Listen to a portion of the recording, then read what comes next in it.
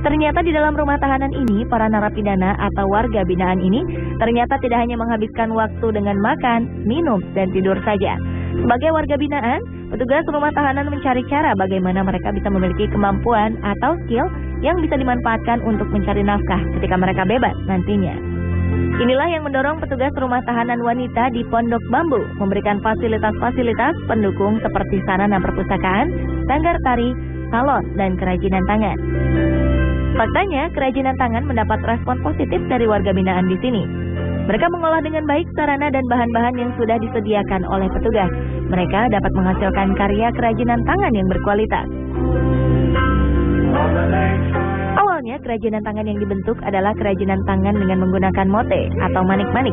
Mote ini dibentuk sedemikian rupa menjadi sebuah tas, tempat tisu, hiasan boneka Barbie, tempat air mineral, hingga bentuk karangan bunga.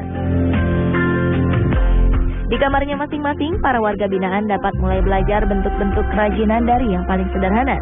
Setelah mahir dan ingin terus membuat kerajinan tangan, mereka bisa bergabung di workshop rutan dengan membuat desain-desain yang lebih rumit dan beragam. Belajar mote dari teman sekamar sampai bisa terus ikut kegiatan di sini di Bingker, bisa bikin keranjang, tempat tisu, Barbie, sama bunga. Hasil kerajinan tangan ini kemudian dipasarkan oleh petugas dan keluarga dari warga binaan keluar rumah tahanan.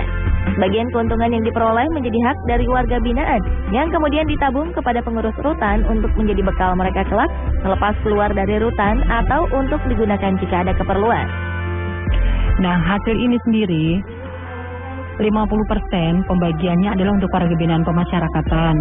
Kemudian 21% untuk kas rutan, 14% untuk kas Direktorat Jenderal Pemasyarakatan, dan 15% untuk kas negara. Dan untuk 50% warga binaan pemasyarakatan dimasukkan ke dalam buku tabungannya. Yang mana nanti buku tabungan ini bisa digunakan ketika warga binaan membutuhkan untuk keperluannya sehari-hari. Selain kerajinan tangan mote, Rutan Pondok Bambu juga memfasilitasi warga binaan yang memiliki ide kerajinan tangan lain. Di antaranya adalah melukis gelas dan piring hiasan, menghias tempat penyimpanan dari kain flanel, membuat sendal, membuat tas, dan hiasan-hiasan lain yang berpotensi untuk dijual nantinya. Namun dari semua kerajinan tangan ini, penjualan terbesar masih dari mote. Petugas rutan mengaku masih sulit memasarkan hasil kerajinan tangan dari warga binaan ini lantaran masyarakat masih belum banyak yang mengetahuinya. Kegiatan kerajinan tangan ini ternyata sudah dilaksanakan oleh beberapa rumah tahanan di Indonesia. Salah satunya adalah Lembaga Permasyarakatan Wanita Sukamiskin di Bandung. Kegiatan ini memiliki dampak positif bagi warga binaan di sana selepas menjalani masa hukuman.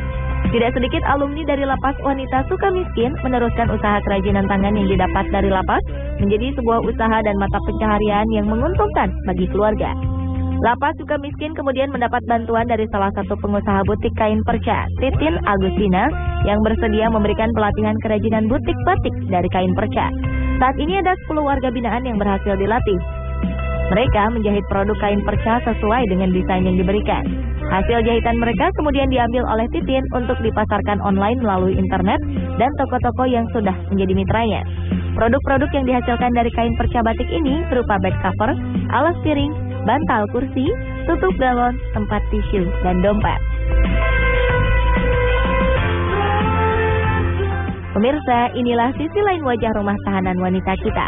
Lembaga pemasyarakatan ini bukan sekedar tempat penginapan bagi mereka yang menjalankan masa hukuman, tetapi juga tempat pembinaan agar setelah menjalankan hukumannya, mereka bisa tetap diterima di masyarakat sebagai seorang warga